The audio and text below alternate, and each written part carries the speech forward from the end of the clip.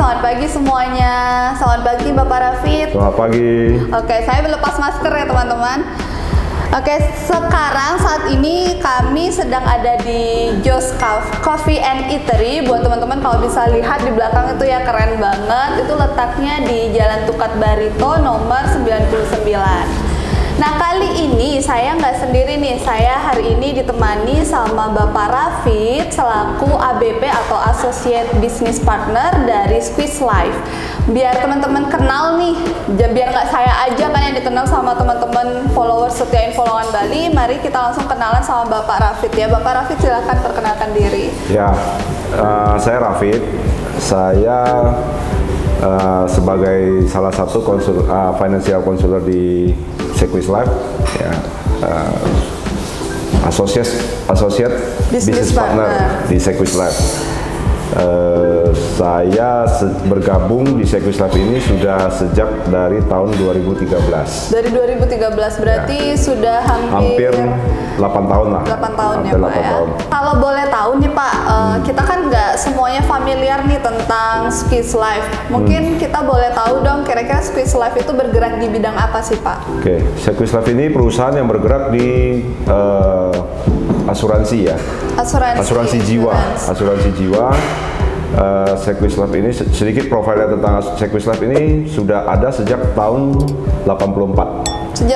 Sudah lama ya, 84. Jadi tahun ini memasuki tahun ke-37 di Indonesia. Tahun ini. Berarti sudah cukup lama ya Pak ya? Ya, boleh dikatakan begitu. Oke, Bapak sendiri mungkin kalau boleh tahu sebentar nih, sekarang sebagai Associate Business Partner, itu sudah lama juga Pak? Sejak tahun 2016 kalau nggak salah. Dari 2016 sudah cukup lama. Oke Pak, kemarin kami juga sudah info nih di Instagram Info-Lowongan Bali, dan nanti mungkin kita akan bahas juga pertanyaan dari kawan-kawan yang kemarin sudah sempat DM juga. Nanti mungkin kita akan lebih bahas pertanyaan dari kawan-kawan sih Pak. Dan buat teman-teman yang sekarang lagi nonton kita live di Instagram, silahkan yang mau punya pertanyaan atau mau bertanya, silahkan isi aja komen di situ. Nanti sebisa mungkin kita akan jawab. Oke Pak, sekarang kita mau bahas nih sedikit. Ada beberapa pertanyaan kemarin dari kawan-kawan. Nah, pertanyaan pertama itu Pak, jadi pada saat pandemi nih, apakah masih ada peluang yang bisa menambah income? Jadi kan sekarang banyak banget pengangguran ya Pak ya. Pada bingung juga mau ngapain, kerja apa, karena kalau perusahaan-perusahaan biasa itu juga minim sekali yang sedang membuka lowongan pekerjaan. Kira-kira kalau dari Squeeze Life sendiri, kira-kira ada income tambahan nggak selama pandemi ini? Ya, seperti yang kita lihat saat ini ya, semua sektor bisnis memang lagi mengalami penurunan. Dan ada salah satu yang sebenarnya masih survive sampai sekarang itu adalah rumah sakit. Oh betul, iya, rumah sakit itu tidak pernah sepi. Iya betul ya, banget. Saya pernah ke sana, ya, saya melihat tetap ramai, walaupun dengan protokol-protokol kesehatan, dengan regulasi-regulasi saat kita mau masuk itu harus cek suhu dulu dan segala macam, tapi tetap ramai. Di rumah sakit manapun tetap. Betul banget. Jadi kesehatan itu sebenarnya tidak mengenal tentang pandemi atau apa segala macam. Nah, makanya saya bilang bisnis ini masih menjanjikan ya menurut saya, walaupun di pandemi seperti saat ini ya. Saya juga sempat baca-baca artikel, memang di masa pandemi ini mungkin yang lebih pekerjaan yang masih bisa survive itu ya tadi di bidang kesehatan, kemudian juga mungkin lebih kayak pendidikan digital, pendidikan juga IT apa segala macam itu saya lihat masih tetap dipakai sih. Benar-benar. Oke, luar biasa. Kalau ada pertanyaan selanjutnya nih Pak untuk Squeeze Life-nya sendiri. Kira-kira seberapa besar sih potensi untuk bisnis ini sendiri Pak? Pertama, bisnis ini boleh saya katakan almost tidak pakai modal ya. Situasi seperti saat ini, pilihan kita itu sebenarnya ada beberapa opsi ya. Ada beberapa opsi. Satu, saya kemarin baru dengar dari teman saya bilang teman saya ini sedang ingin membuka satu coffee shop. Terus kemudian dia melempar ke media sosial, media online untuk mencari waitress. waitress ataupun bartender. Itu saya dengar mereka memasukkan di situasi pandemi ini mereka memasukkan satu lamaran itu jumlahnya tuh saya sendiri kaget. Itu hampir 900 lamaran. Betul banget, masuk. Terus kemudian bartender sendiri itu hampir 200 lamaran yang masuk. Artinya apa? Saat ini memang banyak sekali mungkin beberapa usaha yang mereka tutup sementara. Betul. Akhirnya memang banyak sekali orang yang membutuhkan itu. Nah, pilihan kita apa? Kita mau cari kerja atau kita ingin berbisnis. Kalau ingin berbisnis, kita tahu sendiri kita harus punya modal. Benar. Mulai start satu bisnis kita harus berinvestasi. Minimal tempat ya, terus dan inventaris yang lain lah, meja, komputer dan segala macam itu kita butuhkan.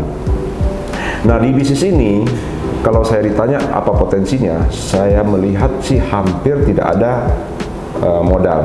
Benar. Ya, nanti kalau misalnya untuk join di sini itu kita cukup bayar biaya ujian AAJI itu sebesar 225.000 dan itu pun akan dikembalikan oleh Sequis. Jadi kayak ada sistem reimbursement gitu ya Pak ya? Ya, ada syarat dan ketentuannya yang memang harus kita penuhin dan itu uang akan dikembalikan. Jadi sama sekali, kalau saya menyebutnya bisnis ini adalah bisnis yang dimodalin. Dimodalin, modalnya apa? Modalnya kita hanya menyisihkan waktu untuk belajar. Baik. Kita belajar, terus kemudian kita mempraktekkan apa yang kita pelajari itu semua diberikan oleh perusahaan Sequis itu secara gratis. Ya, jadi saya bilang potensinya cukup besar. Kalau kita berbicara tentang potensi market di Indonesia, saya kemarin sempat tanya ke teman saya di Jepang sendiri yang negara maju, kesadaran mereka akan asuransi itu 1:6. 1:6. Jadi satu orang rata-rata punya 6 polis. Kalau di negara misalnya kayak Singapura itu 1:2,5. 2,5. Ya, satu orang kira-kira punya sekitar 2,5 polis. Di Malaysia 0,8. Lebih rendah lagi. Lebih rendah. Nah, di Indonesia sendiri itu 0,2. Iya. 0,2 itu artinya apa? Potensi pasar kita di Indonesia itu masih sangat banyak. Betul. Kita ini jumlah agent kita di compare dengan jumlah penduduk itu satu agent kira-kira dia menghandle sekitar 250 nasabah. Sedangkan penduduk Indonesia banyak ya Pak? Iya. Jadi potensinya masih cukup besar kalau kita berbicara tentang potensi di asuransi. Berkenaan dengan sekarang nih, kita kan sedang mengalami yang namanya PSBB. Apakah itu juga berpengaruh terhadap Squis Life? Karena perusahaan lain mungkin banyak juga kayak hospitality, terutama hospitality industry, di mana mereka yang mungkin tadinya temporary close, kemudian coba untuk buka lagi, tiba-tiba ada PSBB. Jadi mereka sudah mulai goyah juga nih Pak, udah mau mulai close lagi nggak ya, kayak gitu. Nah, kira-kira kalau Squis Life sendiri dengan PSBB ini gimana Pak? PSBB ini bagi kita ya, sebagai konsultan asuransi ini, pertama kalau kita untuk menggeluti bidang ini, kita menyebutnya itu adalah ring-ring satu kita. Itu gimana? Saudara kita biasanya, terus kemudian teman-teman atau sahabat-sahabat kita. Nah, bisnis ini kan bisnis kepercayaan. Betul. Ketika calon klien kita mempercaya kita, sebenarnya kita tidak perlu sampai harus face to face. Ataupun kalau memang kita harus ketemu, kalau itu saudara, kalau itu teman baik, sahabat kita, kan pasti mereka akan mau ketemu. Nah, untuk memulainya itu biasanya kita melalui dari ring-ring satu dulu, orang-orang terdekat dulu. Itu cukup bisa melalui online, ataupun ya kalau kita mau ketemu main ke rumah saudara kita kan pasti boleh. Betul. Nah, no isu menurut saya kalau untuk PSBB untuk memulai. Tetapi bagi kita yang sudah lama, itu biasanya kita itu bisa dapat repeat dari nasabah-nasabah lama kita. Karena kenapa bisa begitu, Pak? Karena produk kita itu cukup banyak. Kita ada yang mulai dari asuransi kesehatan. Ketika nasabah ini sudah memiliki asuransi kesehatan, kita bisa nawarin yang warisan. Ya, kita tahu sendiri sekarang COVID ini. hitungan hari orang bisa berangkat punya nih, gitu loh. Jadi kesadaran mereka akan pentingnya asuransi ini sudah ada. Iya, betul. Ya, jadi kita cukup biasanya by phone, bila perlu kalau mereka butuh mau online mau tatap wajah di luar kota, kita bisa melakukan media-media yang lain, misalnya kita video call lah, kita pakai Zoom lah, apa segala macam itu kita bisa lakukan itu. Jadi cukup kita hanya menjelaskan produk kita ini seperti ini. So far sih mereka ambil. Oke. Gitu. Berarti memang nggak ngaruh sama PSBB. Selain itu kita sudah dibantu dengan banyak sosial media yang sekarang bisa menggunakan video call segala macam ya Pak ya. Jadi betul. Lebih menggunakan smartphone lah gitu. Ya, betul. Jadi saya rasa setiap orang tuh sebenarnya peluangnya tuh besar karena udah nggak sesusah dulu harus door to door juga ya Pak ya. Sekarang semuanya yang penting kita punya teman-teman lah. Setidaknya teman gitu. Mungkin banyak yang ngerasa saya lo nggak kenal siapa-siapa, tapi sebenarnya di lingkungan tempat dia tinggal aja itu sudah bisa keluarga inti dulu, keluarga inti dulu kita berikan proteksi dulu. Biasanya kan kita nawarin dulu keluarga-keluarga kita, saudara-saudara kita, sekarang ini COVID ini kita sama sekali nggak bisa lihat. Dan Sequistab ini memberi proteksi itu tidak ada masa tunggu untuk COVID. Ya, untuk produk kita yang Black Card itu hari ini issued, hari ini kita sudah terproteksi. Kalau misalnya kita divonis atau terinfeksi virus corona. Iya betul, gitu. Betul Bapak. Oke, selanjutnya nih Pak ada pertanyaan juga. Oke, ini pertanyaannya adalah gimana caranya untuk memulai Pak? Kalau misalnya dia nggak punya basic sales, nggak pinter bicara, nggak banyak teman. Ya, itu memang banyak pertanyaan-pertanyaan seperti itu ketika kita menawarkan satu peluang ya. Saya melihat sebenarnya kita nggak perlu punya kenalan orang banyak. Yang kita perlukan adalah orang banyak yang mengenal kita sih sebenarnya. Jadi bagaimana caranya? Kalau saya pribadi lebih suka menggunakan media sosial. Media sosial. Ya. Karena zaman dahulu sebelum adanya media sosial itu cara konvensional itu adalah kita menyamperin satu orang personal demi personal, satu persatu kita samperin, kita bagiin kartu nama.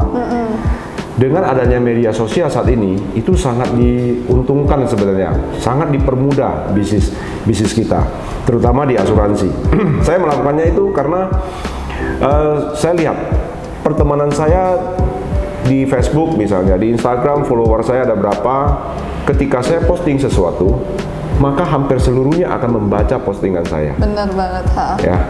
Jadi itu yang saya gunakan untuk bagaimana cara mengedukasi. Saya tidak selling di dalam.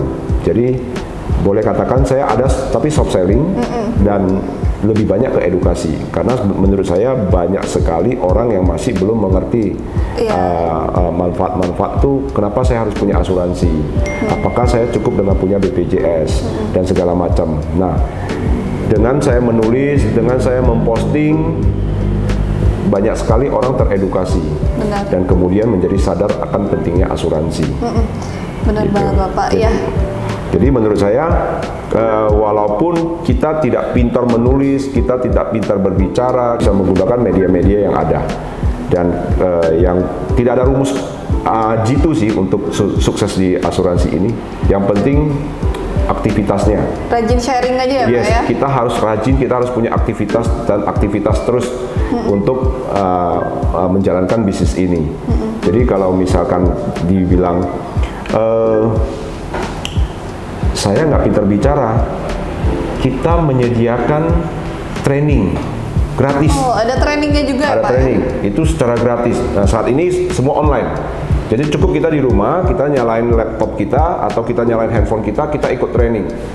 Gratis semuanya itu. Kita cuma hanya ikut, di situ nanti akan oleh pakar-pakar kita atau coach-coach yang ada di Sequistab itu, dia akan mengajarkan tentang product knowledge-nya, bagaimana cara untuk handling objection, kalau misalnya kita menawarkan sesuatu kita ditolak, itu semua ada.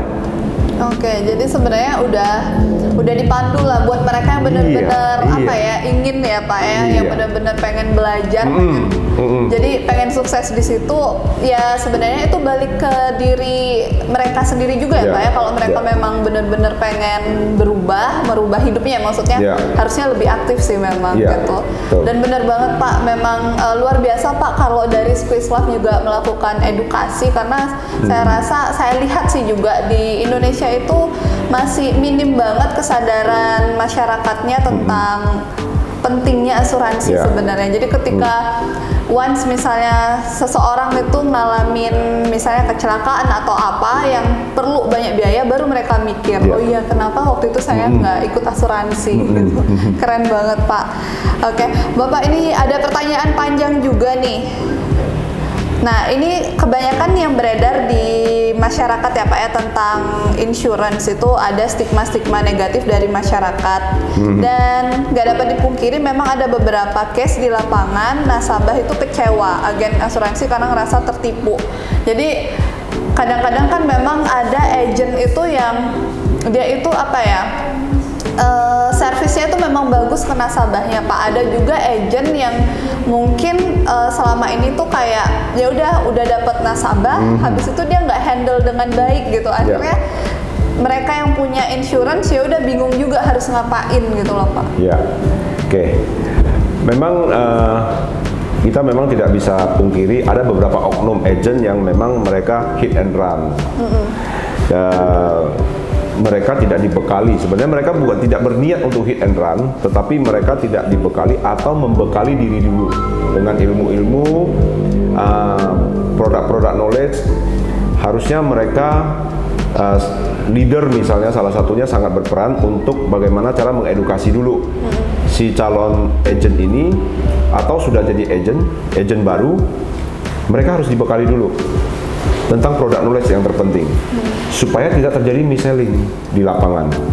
Yang ada saat ini memang ada beberapa ya oknum-oknum leader yang begitu mereka rekrut, mereka langsung dilepas di lapangan, kemudian di-push dengan target. Betul. Yang penting achieve. Bagaimana caranya? Penting achieve. Padahal dalam prospek calon klien hingga mencapai closing itu ada beberapa step yang harus kita lewati. Salah satunya yang kita menyebutnya adalah fact finding, mencari fakta apa yang dibutuhkan oleh calon klien kita. Itu melalui diskusi. Tidak bisa seperti kita jual handphone atau jual kulkas, kita tiba-tiba datang atau chat calon customer kita langsung bilang, kamu sudah punya pakai handphone apa? Kamu pakai loh handphone ini bagus, speknya begini-begini, nggak bisa. Makanya itu kita perlu fact finding. Karena setiap orang itu dia punya kebutuhan yang berbeda-beda. Betul. Contoh misalnya, ketika kita menemukan satu calon klien kita ini adalah seorang pensiunan, usia dia mungkin sudah 60, apa yang kita harus tawarkan ke dia? Masa kita tawarkan dia dana pendidikan? Enggak mungkin, ya. Ya, tentu kita tawarkan adalah dana pensiun juga udah nggak teruber, udah usia 60. Iya, betul. Ya, apa yang harus kita tawarkan? Dia harus memiliki satu asuransi kesehatan yang memadai, karena itu yang dia butuhkan saat itu. Terus kemudian kita flashback ke belakang, apakah anak-anaknya semua sudah dewasa dan sudah mandiri? Apabila sudah dewasa dan mandiri, ya kita tidak perlu menawarkan UP, karena uang pertanggungan itu apabila meninggal si anak menerima itu bukan menjadi prioritas dia. Dia cukup hanya menyediakan, kalau di Bali ini kita mengenal namanya ngaben ya. Ngaben ya, betul. Mungkin dia hanya perlu menyediakan uang pertanggungan sebesar biaya ngaben aja, untuk supaya dia tidak mempersulit anak-anak cucunya. Dengan dia menyediakan uang maybe 200-300 juta gitu ya, untuk usia orang 60.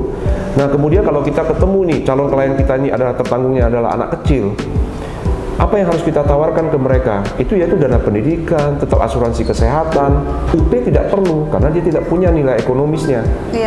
Dia belum punya tanggungan. Dia masih anak kecil. Nah, kalau kita mempraktekkan itu, mengikuti semua prosedur, terutama ada namanya calon-calon klien yang pre-existing, dia sudah punya riwayat sakit, dan biasanya itu kita harus tulis di dalamnya, supaya tidak terjadi klaim ditolak. Karena apa? Loh, ini sudah punya riwayat sakit, terus kemudian kita terima dan kita tulis tidak ada riwayat sakit. Oh iya, betul. Nah ini Walaupun kadang-kadang nasabah untuk menghindari ekstra premi, untuk menghindari ditolak atau pengecualian exclusion, mereka itu kadang-kadang menawarkan kita jangan ditulis. Kalau ditulis nanti ekstra premi saya nggak mau, mahal. Nah, agent harus dididik seperti itu supaya tidak mis-selling. Oh nggak bisa Pak, saya harus tulis. Ini untuk kebaikan Bapak. Karena nanti ketika Bapak bayar sudah 10 tahun, sudah 20 tahun asuransi itu, tiba-tiba Bapak divonis atau masuk rumah sakit, Bapak klaim, dan diketahui Bapak sudah pre-existing, ditolak loh Pak. Yang rugi Bapak loh. Nasabah yang rugi. Nah itu makanya kalau di tim saya selalu mengedukasi itu. Tolong jangan mis-selling. Tolong ya harus diperhatikan beberapa yang saya stabilo gitu. Itu kalau kita ikutin semua prosedur, no issue. Oke. Jadi nggak gampang-gampang susah ya Pak ya? Iya. Karena balik lagi yang di situ kan apa ya? Benar-benar harus komunikasinya juga dong yang harus dilatih ya Pak ya? Iya, iya. Jadi kita ini sebenarnya konsultan, bukan sales. Kita harus menyadari agent itu sebenarnya konsultan. Konsultan tentang asuransi, tentang warisan. Jadi kita berdiskusi dulu. Dia butuhnya apa? Karena asuransi yang terbaik adalah asuransi yang sesuai dengan kebutuhan dan sesuai dengan kapasitas dia membayar. Dua itu aja. Jadi dia memang butuh atau dia memang mampu membayar itu.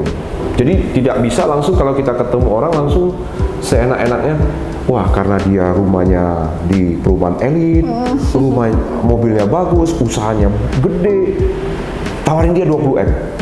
Nggak bisa. UP-nya 20M. Dasarnya apa? Kenapa saya harus punya 20M? Itu semua harus kita pelajari di dalam. Gitu. Keren banget Bapak.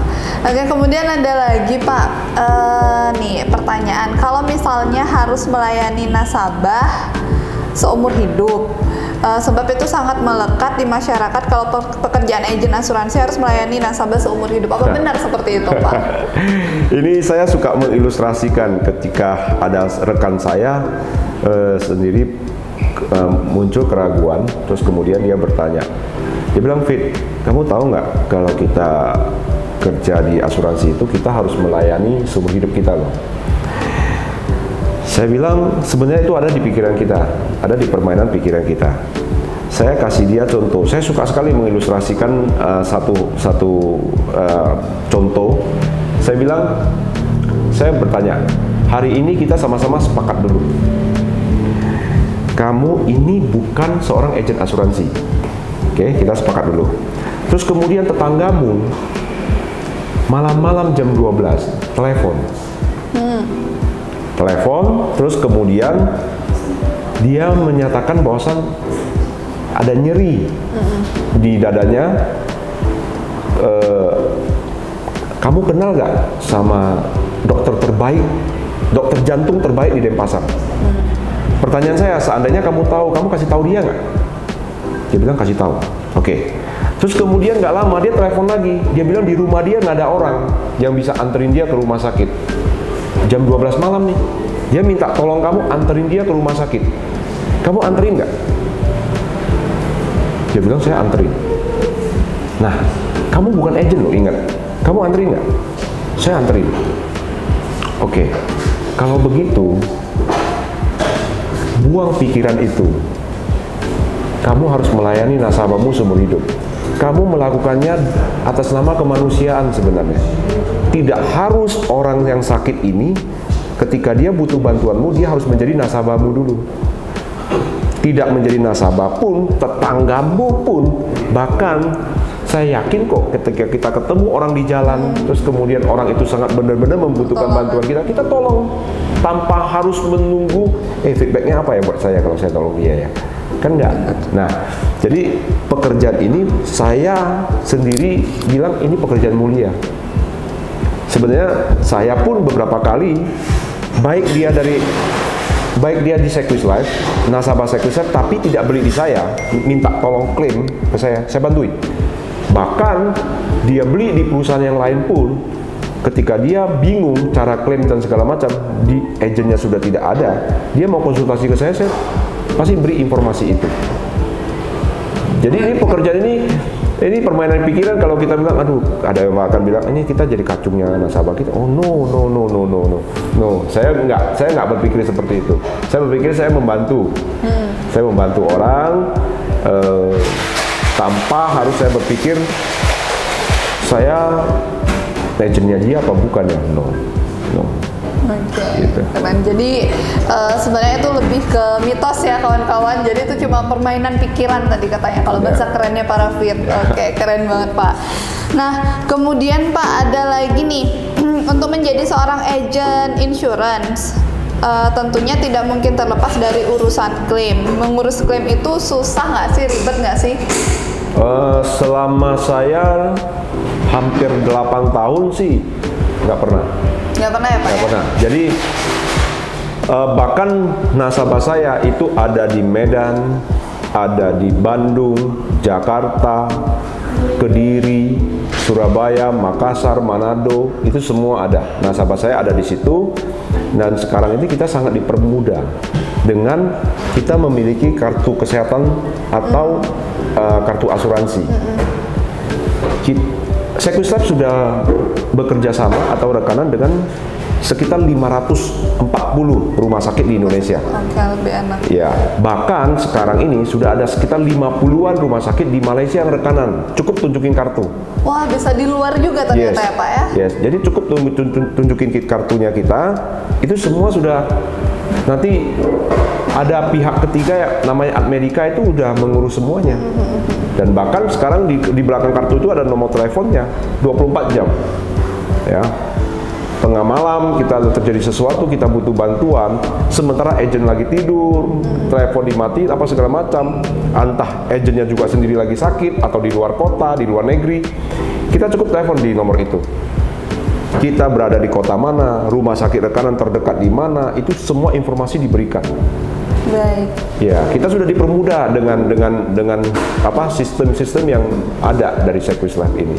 Jadi itu lebih mirip kayak call centernya Sequislab gitu ya Pak ya? Betul. Yang bisa 24 jam. Iya, 24 jam. Oke, soalnya kalau dulu-dulu nih kayaknya waktu baru-baru maraknya insurance kayaknya ribet banget soalnya. Jadi sekarang udah lebih praktis. Dulu ya, belum ada kartu. Ya, jadi masih sistemnya reimburse, kita bayar dulu, kemudian kita baru klaim. Sekarang kan cashless. Iya, oh iya itu lebih mudah jadinya. Jadi udah sangat dipermudah pekerjaan agent juga. Cuma kan kalau misalnya ada beberapa yang nasabah yang masih belum paham betul bagaimana cara menggunakan kartu, biasanya usianya udah baby boomer lah. Iya, baby boomer. Nah, mereka ya pun dikasih kartu mereka masih bingung. Ini gunanya apa? Nah, tapi biasanya saya handle-nya juga kalau misalnya dia berada di luar kota itu cukup by phone. Saya pun kalau ditanya, ini kenapa kok lama nih prosesnya? Saya cukup telepon. Udah dipermudah, sangat dipermudah saat ini. Contohnya misalnya kayak seperti ini, pandemi, COVID di mana-mana. Saya sendiri, saya menghindari untuk ke rumah sakit sebisa mungkin. Benar banget. Ya, saya takut dong terinfeksi juga. Nah, biasanya saya baik sama mereka menjalani prosedur-prosedurnya. Itu tidak ada yang sulit. Yang penting tertib administrasi lah ya. Yes, betul. Oke. Kemudian nih Pak, kalau boleh tahu, boleh nggak sih boleh nggak sih saya tahu berapa income untuk menjadi seorang agent insurance? Wah, ini pertanyaannya keren ini. Kira-kira berapa Pak? Di bisnis ini tidak seperti bisnis konvensional. Wah, si ini bekerja sudah 6 tahun, gajinya pasti gede. Si ini kerja baru 1 tahun, junior nih, gajinya pasti belum gede. Di asuransi, orang yang bekerja 1 tahun, orang yang bekerja 2 tahun bisa mengalahkan income orang yang kerja 10 tahun. Bisa gitu ya Pak? Bisa. Tergantung effortnya kita pada saat itu menjalankan. Saya kasih contoh di Denpasar ada agent yang bayar pajaknya aja. Kita ini pajaknya langsung dipotong oleh company, langsung dipotong. Bayar pajaknya aja 1 tahun kira-kira setara dengan 1 Lexus, 1 M lebih. Itu bayar pajaknya aja 1 tahun. Ya, ya kalau untuk senilai 1 Pajero itu sudah cukup banyak untuk bayar pajaknya. Jadi kalau kita itu biasanya setiap tahun dari kantor itu dikasih faktur pajak. Lihatnya memang nyesek sih, tapi ya itu untuk negara. Mau gimana? Udah dipotong semua. Jadi setiap tahun itu kita kira-kira kalau dikomparasinya itu kita satu mobil setiap tahun. Itu untuk pajaknya aja. Gitu. Oke, kalau misalnya sekarang nih kawan-kawan kita ada yang tertarik nih pengen join dengan Squeeze Life, kira-kira syaratnya apa aja sih Pak? Simple, isi form, form keagenan, terus kemudian fotokopi KTP, KK, terus kemudian buku rekening, halaman depan. Akte pernikahan kalau sudah yang menikah, okay. NPWP, buat yang jomblo nggak usah ya. NPWP sama foto 2x3 2 lembar sama 4x3 2 lembar. Background warna bebas. Background warna bebas dan ikut ujian. Kita ini harus punya sertifikat untuk menjadi seorang agent. Jadi ikut ujian AAJI, Asosiasi Asuransi Jiwa Indonesia. Jadi latar belakang pendidikan itu tidak menjadi satu syarat untuk menjadi seorang agent. Oh, oke. Ya. Dia nggak harus lulusan sarjana gitu kan ya Pak ya? Jadi yang penting kita paham dan kita lulus ujian. Kenapa harus ada ujian? Ujian ini karena kita harus pelajari nih. Kita harus paham supaya AJI ini dia mengontrol supaya tidak terjadi mis-selling, jual. Jadi di sertifikat dan tidak ada terjadi agent-agent yang dulu kan ada namanya agent bayangan. Dia bukan kerja di company ini, dia hanya saudaranya, terus diajak untuk jualan, terus kemudian dikasih komisi cuma begitu doang. Habis itu nanti udah nggak diurus. Nah, jadi dibikin satu sertifikasi. Harus ujian AJI. Harus ujian ya Pak. Yes, betul. Kemudian nih Pak, ada pertanyaan juga nih buat yang nonton dari Kak Gusti Ayu Ocha lah ya itu. Kalau misalnya nggak punya NPWP gimana Pak? Apakah harus urus dulu atau bisa nyusul? Tetap bisa tanpa NPWP, tapi saya menyarankan harus punya NPWP. Kenapa? Nanti potongan pajaknya lebih besar kalau nggak punya NPWP. Oh gitu, justru ya, lebih besar potongan pajaknya? Potongan pajak NPWP kalau tanpa NPWP. Jadi kita yang punya NPWP aja kalau kita lihat potongan pajak itu sudah cukup besar. Iya, sudah cukup kita besar. Sudah progresif soalnya. Pasti kita potongnya juga cukup lumayan besar. Apalagi kita tidak memiliki NPWP. NPWP sekarang kan gratis bikinnya. Iya betul, nggak dipungut biaya. Iya. Jadi kalau nggak salah bisa online juga kan Pak? Online ya? Salah, ya. Sekarang ini semua hampir semua online. Oke, Pak Rafid, mungkin dari tadi kita lebih banyak bercerita tentang Squeeze Life, gimana caranya masuk di sana, terus gimana cara klaimnya dan segala macam. Nah, tentunya kita nih ya, terutama kawan-kawan follower setia Infolongan Bali yang saat ini nonton pasti juga pengen tahu nih gambaran sedikit dari Pak Rafid ya, sosok Pak Rafid yang sampai saat ini akhirnya bisa menjadi ABP atau Associate Business Partner. Nah, boleh tahu sedikit nggak Pak kira-kira nih akhirnya Bapak bisa ke titik sekarang, di posisi sekarang, perjalanan hidup Bapak seperti apa dari mulai awal karir? Oke. Secara singkat, saya ini backgroundnya, saya ini bisnis dulu. Bisnis? Saya bisnis, saya di distributor handphone. Terus lalu kemudian, saya mulai tertarik dengan bisnis ini karena ini pekerjaan mulia. Karena saya orang yang percaya karma, saya merasa kalau pekerjaan ini adalah bagian dari saya menanam karma baik. Dengan saya melakukan satu perbuatan baik, di situ saya mendapatkan income. Saya pikir. Jadi ada pepatah Cina itu memang mengatakan bahwa ketika kamu ingin orang baik, kamu sendiri akan baik.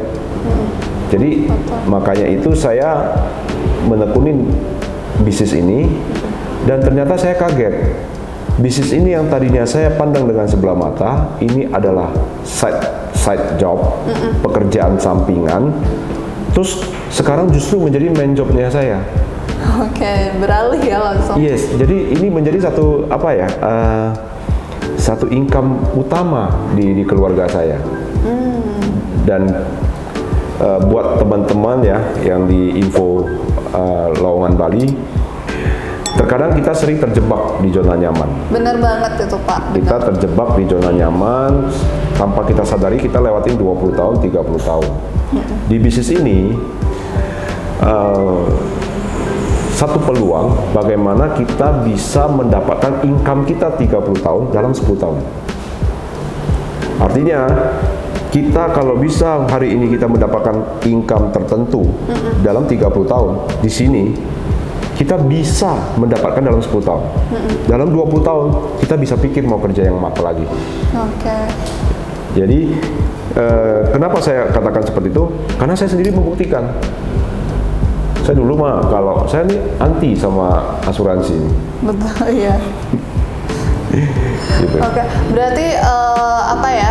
Menariknya tadi itu kalau di insurance ya Pak ya. Jadi kayak misalnya orang mungkin dengan baru bisa dapat income misalnya 100 juta dengan kerja 30 tahun gitu ya Pak ya. Tapi dengan kerja di sini kita bisa mungkin menentukan target kita ya Pak ya, tiap bulannya harus berapa kayak gitu. Jadi bisa kita kayak percepat jangka waktunya. Jadi mungkin yang harusnya kita masih bekerja dalam selama 30 tahun, ternyata kita udah bisa menikmati hasil kita di sisa mungkin 10 tahunnya kita 20 tahunnya itu kerja keras gitu ya Pak ya. 10 tahunnya kita benar-benar menikmati hasil dari jerih payah sebelumnya Pak ya.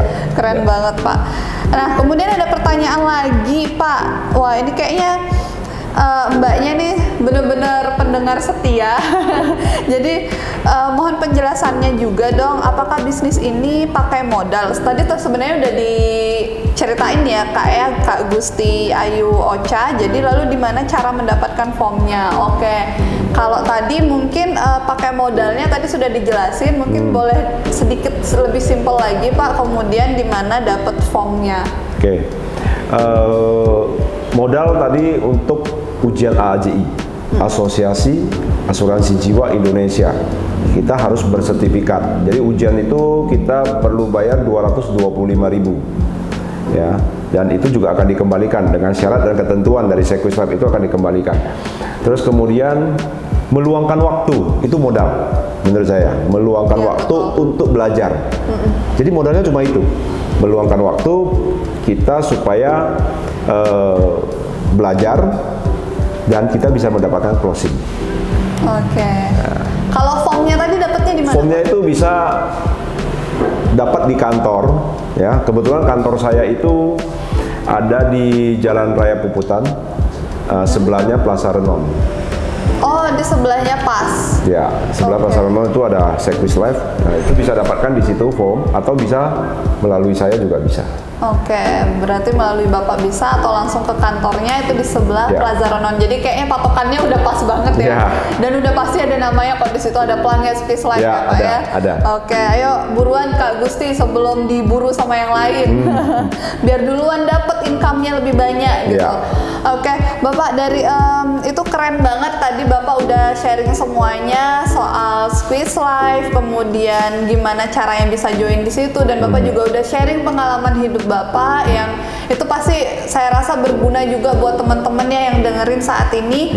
Nah, kira-kira Pak, apa sih pesan Bapak untuk kawan-kawan kita yang mungkin saat ini selama pandemi itu udah mulai stres, yang udah ngelamar sana sini masih belum dapat pekerjaan, dan kemudian pandemi yang masih belum jelas kapan selesainya. Kira-kira ada pesan tidak Pak?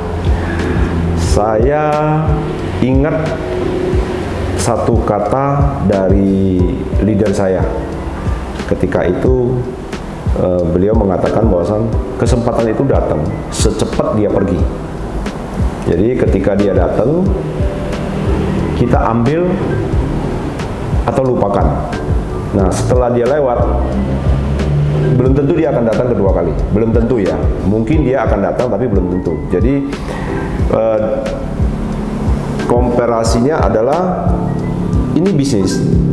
Kalau saya bilang kita udah entrepreneur, 1 jam kerja kita atur, ya. Kita yang atur mau jam berapa, kita mau masuk, kita mau kerja, hari apa kita mau libur, itu kita atur. Bahkan target pun kita yang atur sendiri. Saya tahun ini saya mau achieve apa, saya atur sendiri. Oke, saya mau lebih santai nih tahun ini, saya cukup di sini. Itu akan menentukan income-nya kita. Makanya di sini tuh income-nya unlimited. Makanya saya bilang, orang yang kerja 1 tahun, 2 tahun, dia bisa punya income lebih daripada orang yang kerja dalam 10 tahun. Wong yang 10 tahun santai-santai. Iya, benar. Ya. Jadi, terus di sini sudah begitu banyak mentor-mentor di Sequis Lab ini yang sukses. Ketika kita join, kita dengan mudah sebenarnya. Rule-nya sudah ada, jalurnya sudah ada, diajarin semuanya, kita sebenarnya cuma ikutin. Saya dulu juga kerja di salah satu perusahaan handphone. Saya tidak menemukan di mana pekerjaan itu saya itu dibekali. Kamu sekolah sana, terus dikasih ikut untuk kelas motivator, apa segala macam. Itu tidak ada di company saya yang konvensional. Di sini kita itu di training, kita diajarin semua jalur menuju suksesnya untuk di bidang ini itu semua dibuka, tidak ada yang ditutup-tutupi, gitu. Jadi hampir lah saya bilang itu tidak ada modal kita itu hanya kita luangin waktu, kita mau kerja, kita mau 1 hari kita mau punya prospek berapa orang, 1 bulan kita mau closing berapa polis, target kita berapa per tahun, itu kita setting semuanya. Oke. Saya dalam 2 tahun saya mau beli rumah, bisa nggak? Saya katakan bisa. Itu saya buktikan sendiri. Ya. Dalam 2 tahun saya mau beli rumah, dalam 1 tahun saya mau beli mobil, cash. Itu bisa. Luar biasa ya Pak ya? Itu bisa. Ya. Jadi kalau teman-teman di info lowongan Bali, kalau penasaran income saya berapa, saya nggak buka di sini. Ayo ketemu saya kasih lihat income saya itu. Keren. Jadi yang saya katakan itu tidak hanya omongan aja, itu benar-benar saya bisa buktikan gitu. Oke, luar biasa Pak, keren. Nah, buat kawan-kawan nih yang penasaran kira-kira income-nya Pak Rafid berapa, biar nggak dikira cuma omong kosong, silakan langsung kunjungi office-nya. Dan buat teman-teman yang sekarang juga mungkin lagi nganggur, nggak ada salahnya kan kita coba untuk join dengan Sequis Live. Siapa tahu nanti ternyata seperti Pak Rafid jadi main job-nya ya. Jadi income utamanya itu ada di Sequis Live. Dan buat teman-teman mungkin yang masih berpikir gabung insurance itu susah gitu. Jadi kalau kata saya sih nggak ada pekerjaan yang gampang ya kawan-kawan. Jadi semuanya perlu ya berdarah-darah dulu sampai akhirnya kita menikmati hasil ya Pak ya. Mungkin sekarang lebih nggak gerak dari comfort zone-nya ya bakalan begitu-begitu aja. Jadi buat kalian semuanya yang lagi bingung cari kerjaan daripada nganggur cuma main game gitu ya, buka HP Mobile Legends, mendingan ikutan Sequis Live. Iya, handphonenya dipakai buat untuk dapat income. Yang lebih bermanfaat. Jadi judulnya aja udah smartphone, jadi harusnya digunakan dengan bijak juga, dengan pintar juga ya kawan-kawan. Oke Pak Rafid, gimana nih caranya buat kawan-kawan yang pengen join dengan Sequis Live? Boleh tolong mungkin diinfo buat teman-teman semuanya. Baik, buat teman-teman yang info lowongan Bali, apabila berminat untuk join dan sukses bersama di Sequis Live, bisa hubungi nomor saya di bawah ini, 081 5588 06789. Itu juga ada WA-nya. Silakan teman-teman ya.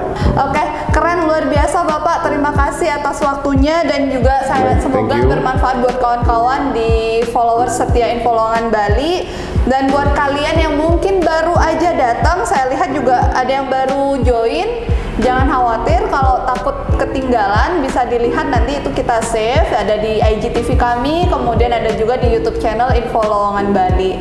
Buat kawan-kawan semuanya, selalu jaga kesehatan, jaga protokolnya juga, kemudian untuk Pak Rafid semoga sehat juga sekeluarga. Terima kasih atas waktunya. Oke, thank you.